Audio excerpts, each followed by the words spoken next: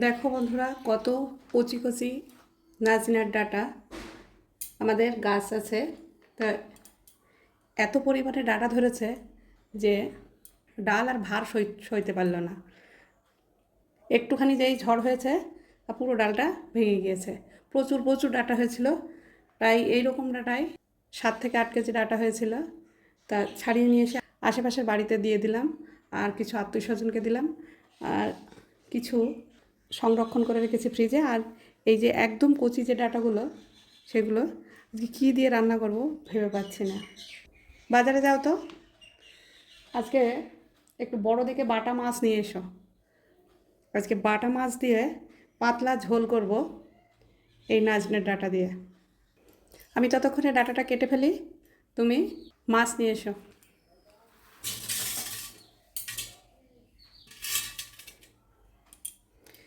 এই ডাঁটাগুলি হাত দিয়েই কাটা হয়ে যাচ্ছে,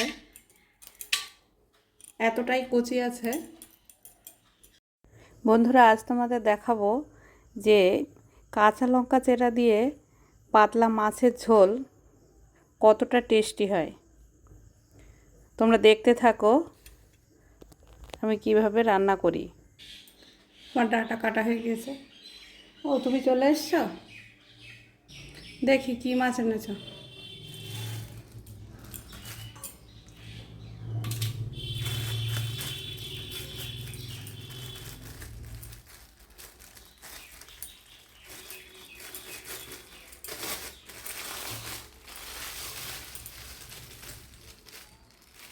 ও, বাটা মাছ নিয়ে এসছে, ভালোই হবে। বাটা মাছ দিয়ে পাতলা ঝোল হবে। মাছগুলো কেটে এনেছে, দেখি এবার মাছগুলো পরিষ্কার করে ফেলি। দেখো, আমি মাছগুলো পরিষ্কার করে ধুয়ে নিয়েছি। এবার মাছের ভিতরে একটু হলুদ দেব, একটু লবণ দেব,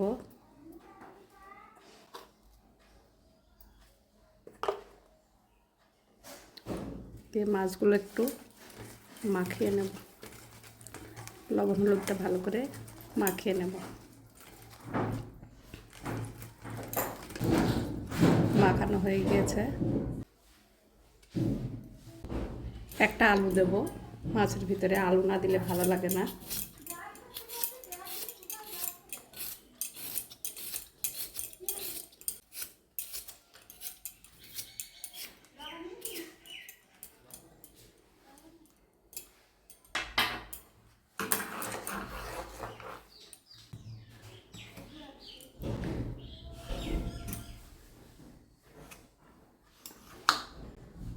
আলুটাকে পিস পিস করে কেটে নেব।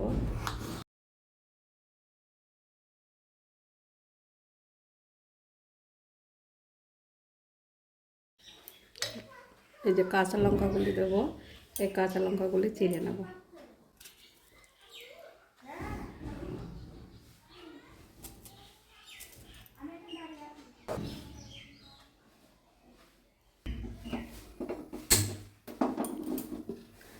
মাছ ভাজার জন্য ফ্ল্যাট কড়াইটা চাপিয়ে দিলাম। ফ্ল্যাট কড়াইতে মাছ ভাজা ভালো হয়। কড়াই গরম হয়ে গেছে, এবার তেল দিয়ে দেব।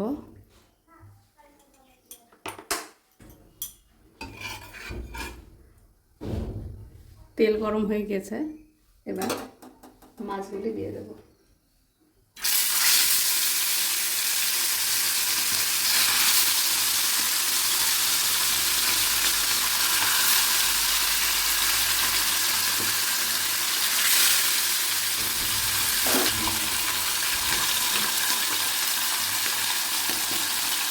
ফ্ল্যাট কড়াইতে মাছ ভাজলে একবারে 4-5টা মাছ ভাজা যায়, এই জন্য ফ্ল্যাট কড়াইতে আমি মাছ ভাজি। আজ আমি তোমাদের সঙ্গে একটা গল্প করব। আমার যখন বিয়ে হয় তখন আমি রান্না করতে পারতাম না। তো আমার শ্বশুরমশাই ছিলেন রাঁধুনি। উনি আমাকে একদিন জিজ্ঞাসা করছেন, আচ্ছা বৌমা, বলো তো রান্না করতে কী লাগে? তো আমি তো বুঝতেও পারিনি, বলতেও পারিনি। তারপরে অনেকক্ষণ পরে উনি আমাকে বলে দিলেন, রান্না করতে সবার আগে মন লাগে। মন দিয়ে রান্না করলে মশলা ছাড়াই ভালো হয়। তো আজ আমি তোমাদের দেখাবো কাঁচা লঙ্কা চেরা দিয়ে বাটা মাছের ঝোল, সঙ্গে থাকছে কচি কচি নাজনের ডাঁটা আর আলু। একদম পাতলা পাতলা ঝোল হবে। এক পিঠ ভাজা হয়ে গিয়েছে, দিয়ে দেবো।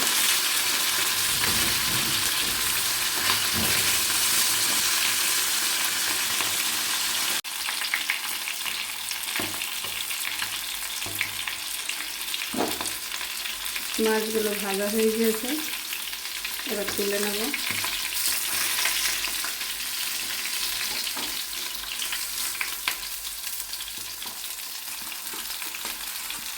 এবার এই তেলের ভিতরে একটু জিরে ফোড়ন দেব, তারপরে চেরা কাঁচা লঙ্কাগুলো দিয়ে দেব।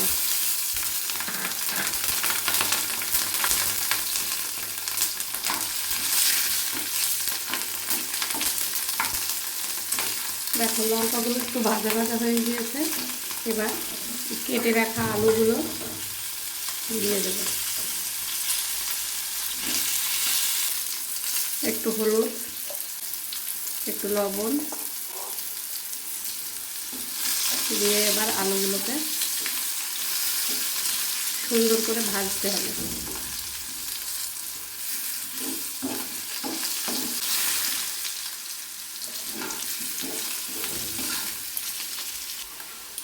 দেখো আমার আলুগুলো ভাজা হয়ে গিয়েছে। এবার এই যে কেটে রেখেছিলাম কচি কচি ডাঁটা, এগুলো বেশি ভাজা যাবে না, একটুখানি নেড়ে চেড়ে জল ঢেলে দেবো।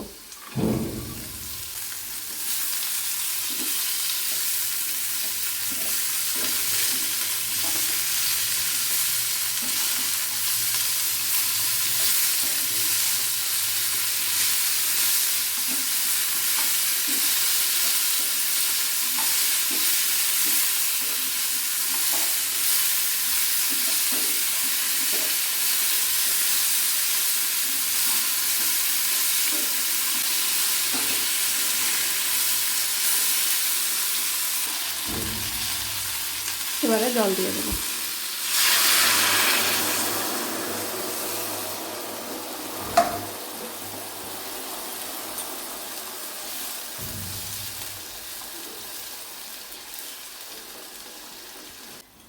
এবার পরিমাণ মতো হলুদ দিয়ে দেব, লবণ দিয়ে দেব, একটু ঝোলের সঙ্গে মিশিয়ে দেব।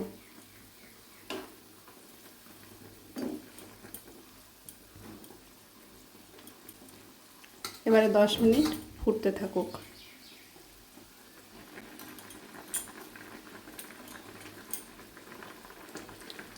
দেখো আলুটা প্রায় সিদ্ধ হয়ে এসছে। এবার এই যে ভেজে রাখা মাছগুলি দিয়ে দেব।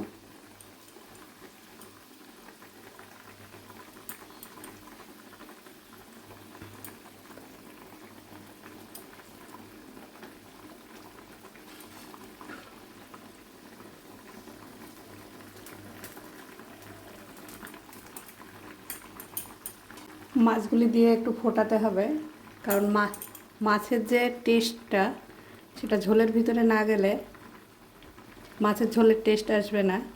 তাই মাছ দিয়ে মিনিট 5 ফোটাতে হবে।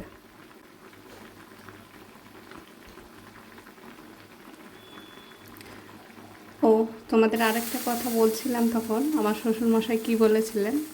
আমার শ্বশুরমশাই বলেছিলেন যে রান্না করতে কী লাগে, মন লাগে, তার সঙ্গে আরও 3টে জিনিস লাগে, নুন, ঝাল আর জাল।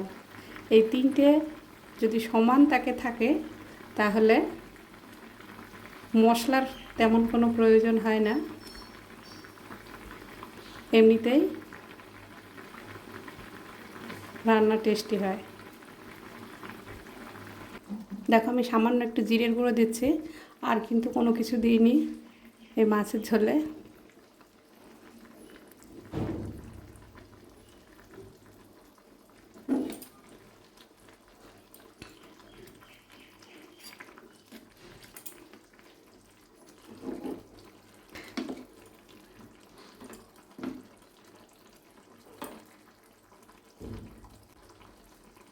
মাছগুলো একটু উল্টিয়ে দিই।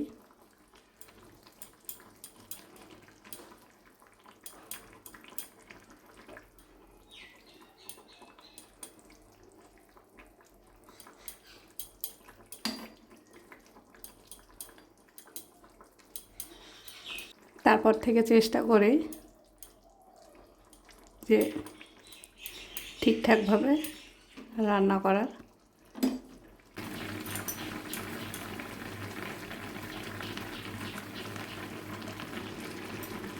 দেখো 5 মিনিট পরে চলে এসেছি, আমার মাছের ঝোল রেডি হয়ে গিয়েছে। এবার নামিয়ে নেব।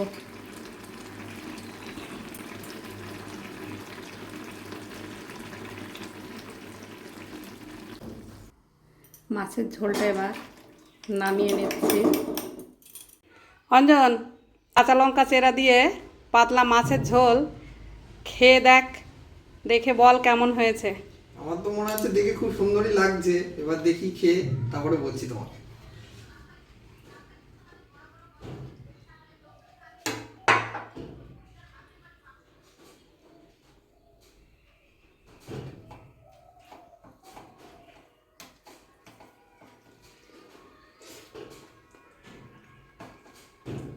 অসাধারণ অসাধারণ।